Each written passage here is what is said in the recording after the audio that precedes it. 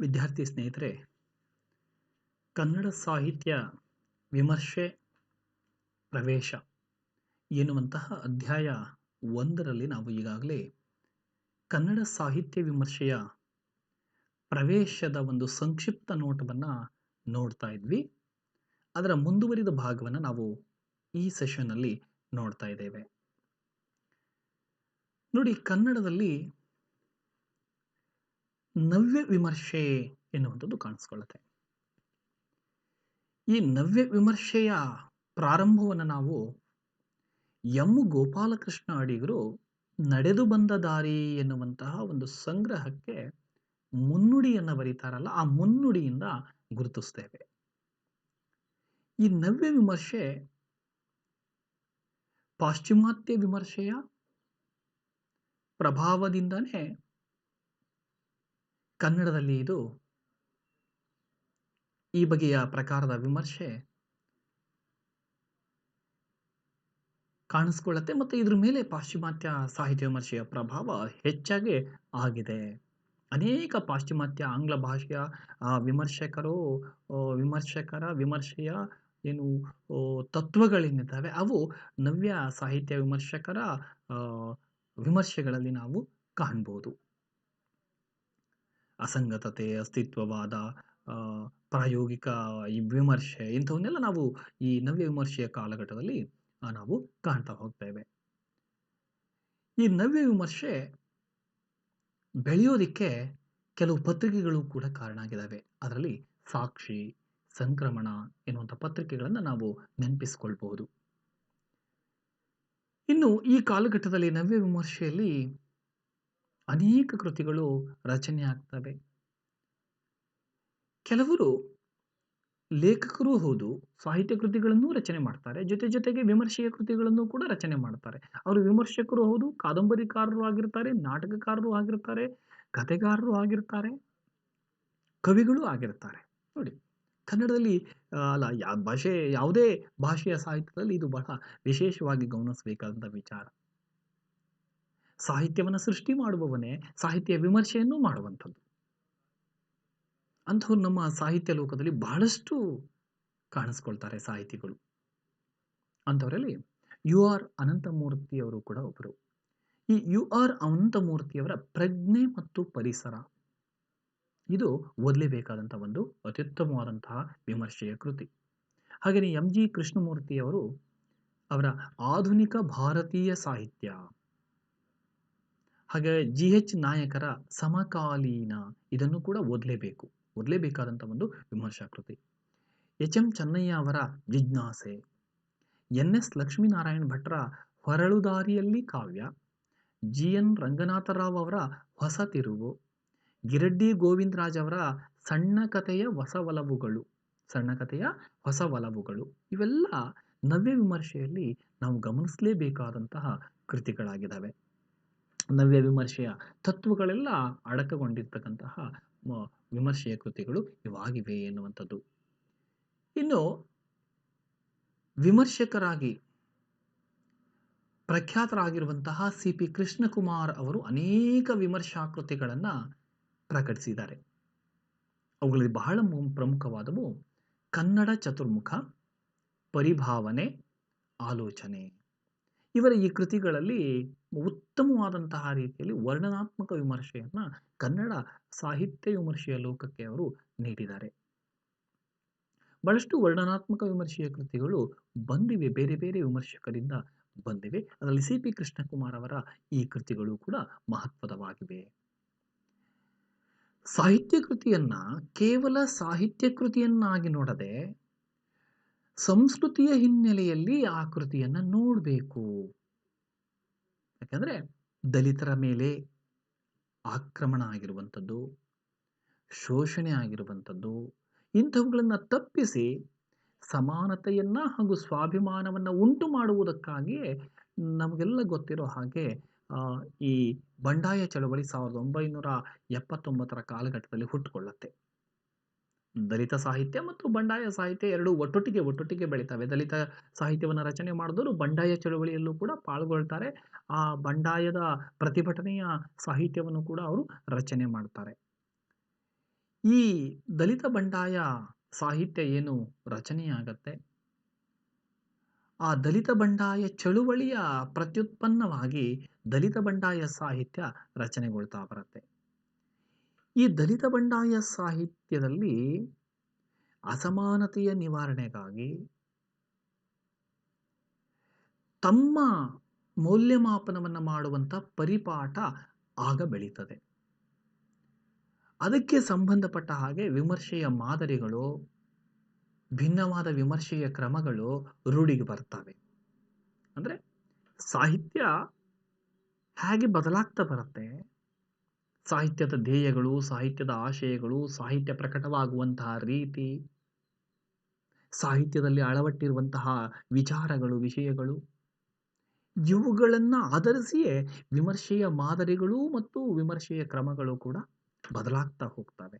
ಹಾಗಾಗಿ ದಲಿತ ಬಂಡಾಯದ ಸಾಹಿತ್ಯದ ಕಾಲಘಟ್ಟದಲ್ಲಿ ದಲಿತ ಬಂಡಾಯ ವಿಮರ್ಶೆ ಎನ್ನುವಂಥ ಒಂದು ವಿಮರ್ಶೆಯ ಪ್ರಕಾರವೇ, ಒಂದು ಸಿದ್ಧಾಂತವೇ ರೂಪುಗೊಳ್ತಾ ಹೋಗುತ್ತೆ. ಒಂದು ಸಾಹಿತ್ಯ ಕೃತಿ ಯಾಕೆ ಮುಖ್ಯ ಆಗತ್ತೆ, ಅದರಲ್ಲಿ ಏನೇನು ಇರಬೇಕು ಎನ್ನುವಂಥದ್ದು. ಯಾಕೆಂದರೆ ನಾವು ಬೂಸಾ ಚಳವಳಿ ಅದನ್ನೆಲ್ಲ ನೋಡಿದ್ದೀವಿ, ನಾವು ಸಾಹಿತ್ಯದಲ್ಲಿ ಓದಿ ತಿಳಿದಿದ್ದೀವಿ ಅಲ್ವಾ. ಅಲ್ಲಿ ಹಾಗಾಗಿ ಸಾಹಿತ್ಯದಲ್ಲಿ ಏನಿರಬೇಕು ಅನ್ನೋದರ ಚರ್ಚೆ ಅವಾಗ ಆಗತ್ತೆ. ಹಾಗಾಗಿ ಸಾಹಿತ್ಯದ ಮೂಲಕ ಸಂಸ್ಕೃತಿಯನ್ನ ವ್ಯಾಖ್ಯಾನಿಸುವಂತಹ ಮತ್ತು ಸಂಸ್ಕೃತಿಯನ್ನು ವಿಶ್ಲೇಷಿಸುವಂತಹ ಕೆಲಸದಲ್ಲಿ ಈ ಕಾಲಘಟ್ಟದಲ್ಲಿ ವಿಮರ್ಶಕರು ಮುಂದಾಗಿರುವಂಥದ್ದನ್ನು ನಾವು ಕಾಣ್ತಾ ಹೋಗ್ತೇವೆ. ಈ ಕನ್ನಡ ಸಾಹಿತ್ಯ ಪರಂಪರೆಯ ಜೊತೆಯಲ್ಲಿಯೇ ವಿಮರ್ಶೆ ಬೆಳೀತಾ ಬಂದಿರುವಂಥದ್ದನ್ನು ನಾವು ಕಾಣ್ತಾ ಹೋಗ್ತೇವೆ. ಸಾಹಿತ್ಯ ಹೇಗೆ ಬೆಳೀತಾ ಬರುತ್ತೋ ವಿಮರ್ಶೆಯೂ ಕೂಡ ಹಾಗೆ ಬೆಳೀತಾ ಬಂದಿರುವಂಥದ್ದನ್ನು ನಾವು ಕಾಣ್ತೇವೆ. ಹಾಗೆ ಸಾಹಿತ್ಯದಲ್ಲಿ ಕಾಲಕ್ಕೂ ಅದರ ಪರಿಭಾಷೆಯಲ್ಲಿ ಅಲ್ಪ ಸ್ವಲ್ಪ ಬದಲಾವಣೆಗಳು ಆಗ್ತಾ ಇದ್ದುವೋ, ಹಾಗೇನೆ ವಿಮರ್ಶೆಯಲ್ಲೂ ಕೂಡ ಇಂತಹ ಬದಲಾವಣೆಗಳು ಉಂಟಾಗಿರುವುದನ್ನು ನಾವು ಗಮನಿಸ್ಲಿಕ್ಕೆ ಸಾಧ್ಯ ಇದೆ. ಒಂದು ಕಡೆ ಬರಗೂರು ರಾಮಚಂದ್ರಪ್ಪನವರು ಹೇಳ್ತಾರೆ, ಸಾಹಿತ್ಯ ಮತ್ತು ವಿಮರ್ಶೆಗಳ ಮುಖಾಮುಖಿ ಒಂದು ಉತ್ತಮ ಅಂತರ್ಕ್ರಿಯೆಗೆ ಕಾರಣವಾದಾಗ ಆರೋಗ್ಯಕರ ಸಾಂಸ್ಕೃತಿಕ ಪರಿಸರದ ನಿರ್ಮಾಣವಾಗುತ್ತದೆ ಅಲ್ವಾ. ಸಾಹಿತ್ಯ ಮತ್ತು ವಿಮರ್ಶೆ ಇವೆರಡೂ ಮುಖಾಮುಖಿ ಆಗಬೇಕು. ಬರೀ ಸಾಹಿತ್ಯವೇ ಮುಂದುವರಿಯೋದಲ್ಲ, ಸಾಹಿತ್ಯ ಮತ್ತೆ ಅದೇ ಕಾಲಘಟ್ಟದಲ್ಲಿ ರಚನೆಯಾಗುವ ವಿಮರ್ಶೆ ಅವೆರಡೂ ಕೂಡ ಎದುರು ಬದುರಾದಾಗ ಏನಾಗತ್ತೆ ಅಂದರೆ ಒಂದು ಉತ್ತಮವಾದಂತಹ ಅಂತರ್ಕ್ರಿಯೆಗೆ ಕಾರಣ ಆಗತ್ತೆ. ಅವೆರಡರ ಅಂತರ್ಕ್ರಿಯೆಯಿಂದ ಆರೋಗ್ಯಕರವಾದಂತಹ ಒಂದು ಸಾಂಸ್ಕೃತಿಕ ಪರಿಸರ ನಿರ್ಮಾಣವಾಗತ್ತೆ. ಹಾಗಾಗಿ ಸಾಹಿತ್ಯ ಮತ್ತು ವಿಮರ್ಶೆ ಅವೆರಡೂ ಎದುರು ಬದರಾಗಬೇಕು, ಅವೆರಡೂ ಮುಖಾಮುಖಿ ಆಗಬೇಕು ಎನ್ನುವ ವಿಚಾರವನ್ನು ಬರಗೂರು ರಾಮಚಂದ್ರಪ್ಪನವರು ಹೇಳ್ತಾರೆ. ಹಾಗಾಗಿ ಸಾಹಿತ್ಯ ಎಷ್ಟು ಮುಖ್ಯವೋ ಹಾಗೆ ವಿಮರ್ಶೆಯೂ ಕೂಡ ಮಹತ್ವದ್ದು ಎನ್ನುವ ವಿಚಾರವನ್ನು ನಾವು ಅವರ ಹೇಳಿಕೆಯಿಂದ ತಿಳ್ಕೊಳ್ತೇವೆ. ಈ ಥರದ ವಿಮರ್ಶೆ ಅಲ್ವಾ, ಸಾಹಿತ್ಯ ಮತ್ತು ವಿಮರ್ಶೆ ಇವೆರಡು ಮುಖಾಮುಖಿ ಆಗುವಂಥದ್ದೇನಿದೆಯಲ್ಲ, ಈ ತರಹದ ವಿಮರ್ಶೆ ದಲಿತ ಬಂಡಾಯ ಸಂದರ್ಭದ ವಿಮರ್ಶೆ ಆಗಿದೆ ಎನ್ನುವಂಥದ್ದು.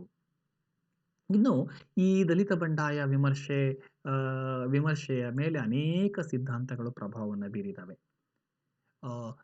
ಗಾಂಧಿವಾದ, ಲೋಹಿಯಾ ಅವರ ವಾದ ಮತ್ತು ಲೋಹಿಯಾ ಅವರು, ಮಹಾತ್ಮ ಗಾಂಧಿಯವರು ಅವರ ವಿಚಾರಗಳು, ಅಂಬೇಡ್ಕರ್ ಅವರ ವಿಚಾರಗಳು, ಮಾರ್ಕ್ಸನ ಸಿದ್ಧಾಂತ, ಸಮಾಜವಾದದ ಸಿದ್ಧಾಂತ, ಇವೆಲ್ಲ ಸಾಹಿತ್ಯ ವಿಮರ್ಶೆಯ ಸಂವಾದದಲ್ಲಿ ಪ್ರಮುಖವಾದಂತಹ ಪ್ರಭಾವವನ್ನು ಬೀರಿದವೆ ಮತ್ತು ಕಾಣಿಸ್ಕೊಂಡಿದ್ದಾವೆ.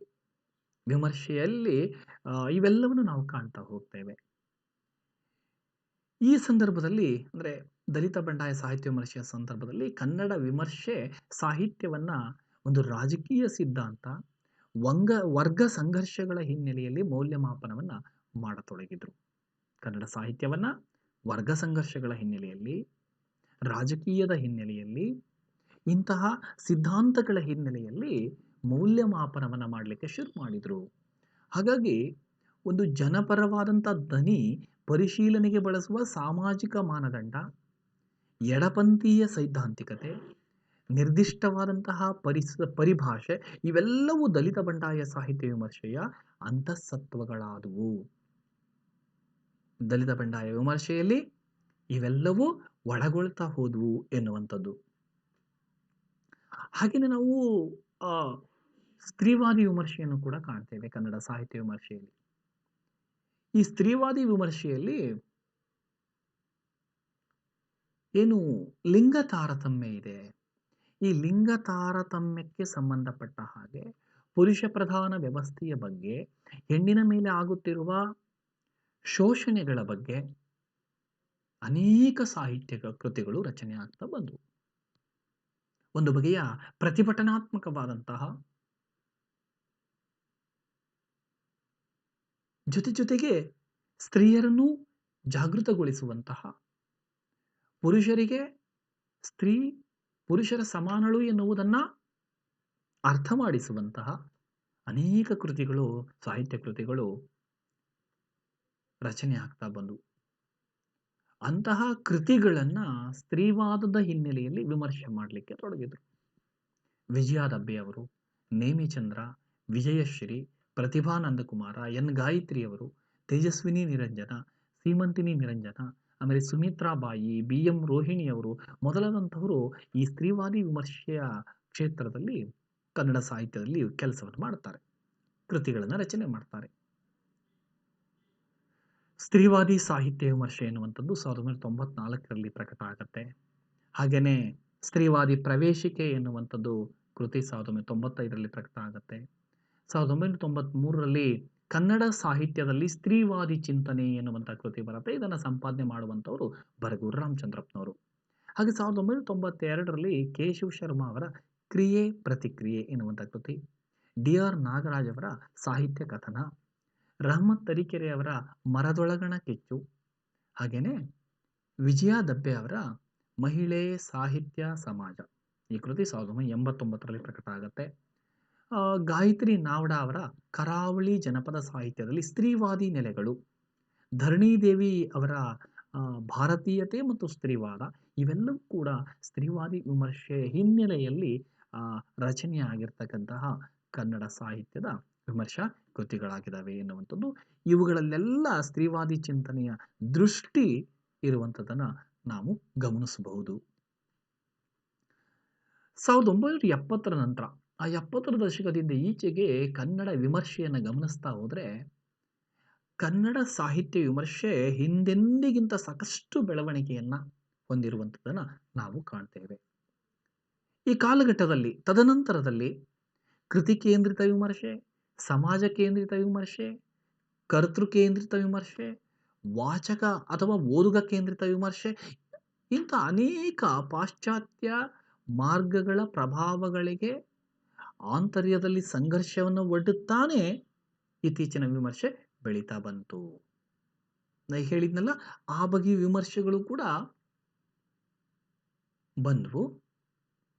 ಪಾಶ್ಚಿಮಾತ್ಯ ವಿಮರ್ಶೆಯ ಮಾರ್ಗಗಳ ಪ್ರಭಾವಗಳಿಗೆ ವಿರೋಧವನ್ನು ಒಡ್ತಾ ನಮ್ಮ ವಿಮರ್ಶೆ ಬೆಳೀತಾ ಬಂತು ಇತ್ತೀಚಿನ ದಿನಗಳಲ್ಲಿ ಅನ್ನೋದು ಬಹಳ ವಿಶೇಷವಾಗಿ ಗಮನಿಸಬೇಕಾದಂಥದ್ದು. ಆ ನೆಲೆಯಲ್ಲಿ ಶಾಂತಿನಾಥ್ ದೇಸಾಯಿ ಅವರು, K V Narayana, Rajendra Chenni, G Rajashekhara, G H Nayaka, C N Ramachandran, ಇವರೆಲ್ಲ ವಿಮರ್ಶೆಯಲ್ಲಿ, ಕನ್ನಡ ವಿಮರ್ಶೆಯಲ್ಲಿ ಅಗತ್ಯ ನೆಲೆಗಳನ್ನು ಒದಗಿಸಿರುವಂಥವರು. ಈ ಕನ್ನಡ ವಿಮರ್ಶೆಯಲ್ಲಿ ಗಮನಾರ್ಹವಾದಂಥ ಕೆಲಸ ಮಾಡಿದವರು ಬಹುಮುಖ್ಯವಾಗಿ ವಿಮರ್ಶೆಯನ್ನೇ ವಿಮರ್ಶೆಯನ್ನೇ ಮಾಡ್ತಾ ಬಂದಿರುವಂಥವ್ರು, ವಿಮರ್ಶೆಗೆ ಹೆಚ್ಚು ಒತ್ತನ್ನು ಕೊಟ್ಟಿರುವಂಥವ್ರು ಡಿ ಆರ್ ನಾಗರಾಜ್. ಇವರು ಚರಿತ್ರೆ, ಸಮಾಜ, ಕೃತಿಕಾರ ಇಂತಹ ಪರಿಕಲ್ಪನೆಗಳ ಮೂಲಕವಾಗಿ ಒಂದು ಸೈದ್ಧಾಂತಿಕವಾದ ಚರ್ಚೆಗೆ ತೊಡಗಿರುವಂತಹ ಇವರು ಸಂಸ್ಕೃತಿ ಮತ್ತು ಸಾಹಿತ್ಯದ ಚಲನಶೀಲತೆಗೆ ಕಾರಣರಾಗ್ತಾ ಬರ್ತಾರೆ. ಅವರ ಎಲ್ಲ ಸಾಹಿತ್ಯ ಕೃತಿಗಳಲ್ಲಿ ಇವೆಲ್ಲವೂ ಚರ್ಚೆಗೆ ಒಳಗಾಗ್ತವೆ. ಸಮಾಜ, ಸಂಸ್ಕೃತಿ, ಕೃತಿಕಾರ ಮತ್ತೆ ಅವತ್ತಿನ ಚರಿತ್ರೆ, ಸೊ ಇವೆಲ್ಲವೂ ಚರ್ಚೆಗೆ ಒಳಗಾಗುವಂಥದ್ದನ್ನು ನಾವು ಡಿ ಆರ್ ನಾಗರಾಜ್ ಅವರ ವಿಮರ್ಶಾ ಕೃತಿಗಳಲ್ಲಿ ಕಾಣ್ತೇವೆ. ಮುಖ್ಯವಾಗಿ ಅವರ ವಿಮರ್ಶಾ ಕೃತಿಗಳನ್ನ ಗಮನಿಸೋದಾದ್ರೆ ಅಮೃತ ಮತ್ತು ಗರುಡ, ಶಕ್ತಿ ಶಾರದೆಯ ಮೇಳ, ಅಲ್ಲಮಪ್ರಭು ಮತ್ತು ಶೈವ ಪ್ರತಿಭೆ. ಇವುಗಳಲ್ಲಿ ನಾವು ಅವರ ವಿಮರ್ಶೆಯ ಒಂದು ಅಂತಃಸತ್ವವನ್ನ, ವಿಮರ್ಶೆಯ ಪ್ರತಿಭೆಯನ್ನ ನಾವು ಕಾಣಲಿಕ್ಕೆ ಸಾಧ್ಯ ಇದೆ. ಹಾಗೆಯೇ ಟಿ.ಪಿ. ಅಶೋಕ್ ಅವರು ಕೂಡ ಸಾಮಾಜಿಕ ಸಾಂಸ್ಕೃತಿಕ ಹಿನ್ನೆಲೆಯಲ್ಲಿ ಕೃತಿಯ ಸಾಧ್ಯ ಅಸಾಧ್ಯತೆಗಳನ್ನು ವಿಮರ್ಶಿಸಿರುವಂಥವರು ಟಿ.ಪಿ. ಅಶೋಕ್ ಅವರು. ಇವರ ಸಾಹಿತ್ಯ ಸಂಪರ್ಕ, ಸಾಹಿತ್ಯ ಸಂದರ್ಭ ಗಮನಿಸಬೇಕಾದಂತಹ ಕೃತಿಗಳಾಗಿವೆ. ಹಾಗೆ ಎಚ್.ಎಸ್. ರಾಘವೇಂದ್ರ ರಾವ್ ಇವರು ಕೂಡ ವಿಮರ್ಶೆಗೆ ಹೆಚ್ಚು ಒತ್ತು ಕೊಟ್ಟಿರುವಂಥವರು. ವಿಮರ್ಶಾ ಕೃತಿಗಳನ್ನು ಹೆಚ್ಚಿಗೆ ರಚನೆ ಮಾಡಿದ್ದಾರೆ ಅವರು ಕೂಡ. ಅವರ ನಿಲುವು, ಹಾಡೆ ಹಾದಿಯ ತೋರಿತು ಎನ್ನುವಂಥ ಪ್ರಮುಖ ಆದವು. ಹಾಗೆಯೇ ಅರವಿಂದ ಮಾಲಗತ್ತಿಯವರ ದಲಿತ ಯುಗ ಮತ್ತು ಕನ್ನಡ ಸಾಹಿತ್ಯ, ರಹಮತ್ ತರೀಕೆರೆ ಅವರ ಪ್ರತಿ ಸಂಸ್ಕೃತಿ, ಜಿ.ಎಸ್. ಆಮೂರರ ಸಮಕಾಲೀನ ಕತೆ ಕಾದಂಬರಿ ಹೊಸ ಪ್ರಯೋಗಗಳು, ಅರ್ಥಲೋಕ ಅವ್ರದ್ದೇನೆ ಜಿ.ಎಸ್. ಆಮೂರರ ಅವರು. ಹಾಗೆ ಸಿ.ಪಿ. ಸಿದ್ದಾಶ್ರಮ ಅವರ ಹೊಸ ಅಲೆ, ನಿಕಷ, ಕೆ.ವಿ. ನಾರಾಯಣ ಅವರ ಬೇರು ಕಾಂಡ ಚಿಗುರು. ಇದು ನಾವು ಗಮನಿಸಬೇಕಾದಂಥ ಕೃತಿನೇ, ಇದು ವಿಮರ್ಶೆಗೆ ಸಂಬಂಧಪಟ್ಟ ಹಾಗೆ. ಕೆ.ವಿ. ನಾರಾಯಣ ಅವರ ಬೇರು ಕಾಂಡ ಚಿಗುರು. ಆಮೇಲೆ ಸಿ.ಎನ್. ರಾಮಚಂದ್ರನ್ ಅವರ ವಸಾಹತೋತ್ತರ ಚಿಂತನೆ, ಅವರದೇ ಇನ್ನೊಂದು ಕೃತಿ ತೌಲನಿಕ ಸಾಹಿತ್ಯ. ಪುರುಷೋತ್ತಮ್ ಬಿಳಿಮಲೆಯವರ ಶಿಷ್ಟ ಪರಿಶಿಷ್ಟ, ಗಿರಡ್ಡಿ ಗೋವಿಂದರಾಜ್ ಅವರ ವಚನ ವಿನ್ಯಾಸ, ಜಿ.ಎಸ್. ಆಮೂರ ಅವರ ಭುವನದ ಭಾಗ್ಯ, ಜಿ.ಎಚ್. ನಾಯಕರ ನಿರಪೇಕ್ಷ, ನಿಜದನಿ.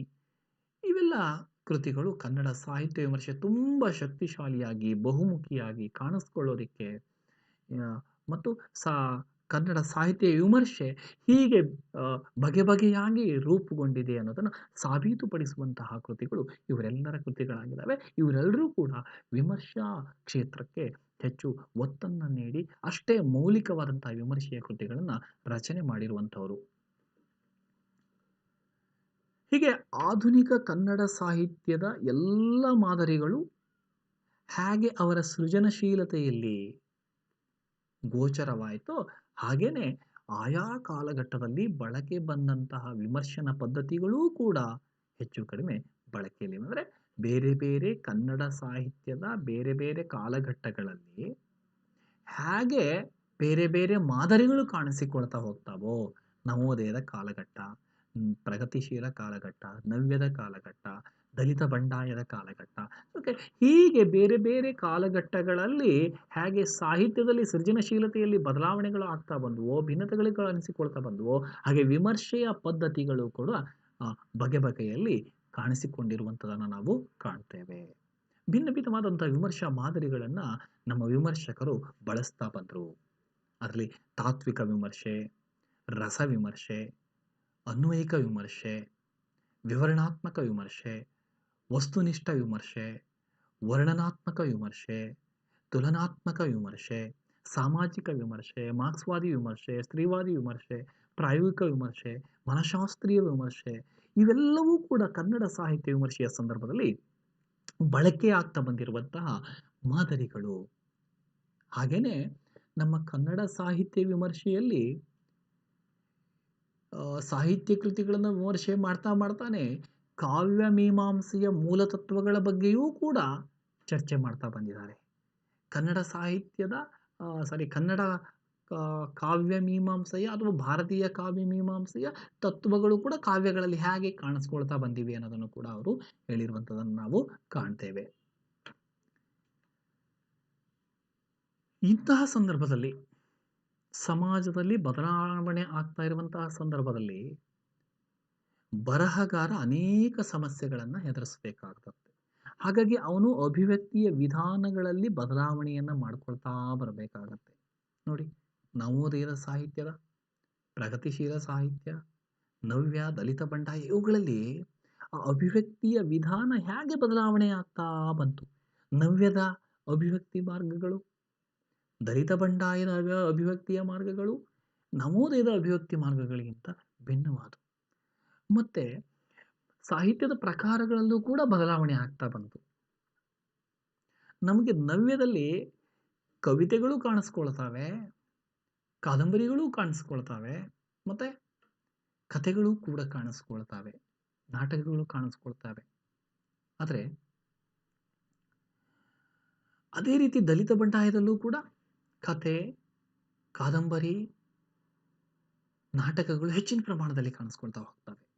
ಆದರೆ ನವೋದಯದಲ್ಲಿ ಕವಿತೆಗಳು ಹೆಚ್ಚು ಕಾಣಿಸ್ಕೊಳ್ತವೆ. ಕಾದಂಬರಿಗಳು, ನಾಟಕಗಳು ಕಾಣಿಸ್ಕೊಳ್ತವೆ. ಆದರೆ ಕವಿತೆಗಳು ಹೆಚ್ಚು ಕಾಣಿಸ್ಕೊಳ್ಳುವಂಥದ್ದನ್ನು ನಾವು ಕಾಣ್ತಾ ಹೋಗ್ತೇವೆ. ಹೀಗೆ ಸಾಹಿತ್ಯದ ಪ್ರಕಾರಗಳು ಕಾಲದಿಂದ ಕಾಲಕ್ಕೆ ಭಿನ್ನ ಭಿನ್ನವಾಗ್ತವ ಹೋಗಿರುವಂಥದ್ದನ್ನು ನಾವು ಕಾಣ್ತೇವೆ. ಆ ನವೋದಯದ ಆರಂಭದ ಕವಿತೆಗಳಿಗೂ ನವ್ಯದಲ್ಲಿ ಬಂದಂಥ ಕವಿತೆಗಳಿಗೂ ಎಷ್ಟು ವ್ಯತ್ಯಾಸ ಇದೆ ಅಲ್ವಾ? ಆ ವ್ಯತ್ಯಾಸಗಳೆಲ್ಲವೂ ಕೂಡ ವಿಮರ್ಶೆಯ ಮೇಲೂ ಕೂಡ ಪ್ರಭಾವವನ್ನು ಬೀರ್ತಾ ಹೋಗ್ತವೆ. ಮತ್ತೆ ನವೋದಯದವರ ಕವಿತೆಗಳ, ಕಾದಂಬರಿಗಳ ವಸ್ತು ವಿಷಯಗಳಿಗೂ ನವ್ಯ, ದಲಿತ ಬಂಡಾಯ ಇವರ ಕಾವ್ಯದ ವಸ್ತುಗಳಿಗೂ ಬಹಳ ವ್ಯತ್ಯಾಸ ಇದೆ. ಬಹಳ ವ್ಯತ್ಯಾಸ ಇದೆ ಅಲ್ವಾ? ಹಾಗಾಗಿ ಅವೆಲ್ಲವೂ ಕೂಡ ವಿಮರ್ಶೆಯ ಮೇಲೆ ಪ್ರಭಾವವನ್ನು ಬೀರ್ತಾ ಹೋಗ್ತವೆ. ಹೀಗೆ 19ನೇ ಶತಮಾನದ ಕಡೆಯ ವೇಳೆಗೆ ಕನ್ನಡ ಸಾಹಿತ್ಯ ವಿಮರ್ಶೆ ಆರಂಭವಾಗಿ ಅದು 20ನೇ ಶತಮಾನದ ಆರಂಭದಲ್ಲಿ ಸಣ್ಣ ಪ್ರಮಾಣದ ಬೆಳವಣಿಗೆ, ನಿಧಾನಗತಿಯ ಬೆಳವಣಿಗೆಯನ್ನು ಕಂಡು ಅನೇಕ ಪ್ರಭಾವಗಳಿಗೆ ಒಳಗಾಗ್ತಾ 1960-70ರ ಕಾಲಘಟ್ಟದ ಈಚೆಗೆ ಹೆಚ್ಚು ವ್ಯಾಪಕವಾಗಿ ಸಾಹಿತ್ಯ ವಿಮರ್ಶೆಯ ಒಂದು ಪ್ರಕಾರ ಬೆಳವಣಿಗೆಯನ್ನು ಕಂಡು ಅದು ಕನ್ನಡ ಸಾಹಿತ್ಯ ಲೋಕವನ್ನು ಶ್ರೀಮಂತಗೊಳಿಸುವ ಕೆಲಸವನ್ನು ಮಾಡ್ತಾ ಇದೆ. ಆಮೇಲೆ 21ನೇ ಶತಮಾನದಲ್ಲೂ ಅದು ಮುಂದುವರ್ಕೊಂಡು ಬಂದು ವಿಮರ್ಶೆಯಲ್ಲಿ ಇನ್ನೂ ಹೊಸ ಮಟ್ಟದ ವೈಚಾರಿಕತೆಗೆ ಒತ್ತು ಬೀಳಬೇಕಾಗಿದೆ. ವೈಚಾರಿಕವಾದಂತಹ ವಿಮರ್ಶೆ ಕಂಡು ಬರ್ತಾ ಇದೆ. ಅದು ಇನ್ನೂ ಕೂಡ ಹೆಚ್ಚು ಒತ್ತು ಬೀಳಬೇಕಾಗಿದೆ ವೈಚಾರಿಕತೆ ಈ ವಿಮರ್ಶೆಯಲ್ಲಿ ಎನ್ನುವುದನ್ನು ನಾವು ಕಾಣ್ತೇವೆ. ಇಲ್ಲಿವರೆಗೆ ನಾವು ಕನ್ನಡ ಸಾಹಿತ್ಯ ವಿಮರ್ಶೆ ಹೇಗೆ ಬೆಳ್ಕೊಂಡು ಬಂತು ಅನ್ನೋ ವಿಚಾರವನ್ನು ನಾವು ನೋಡಿದ್ವಿ. ಧನ್ಯವಾದಗಳು.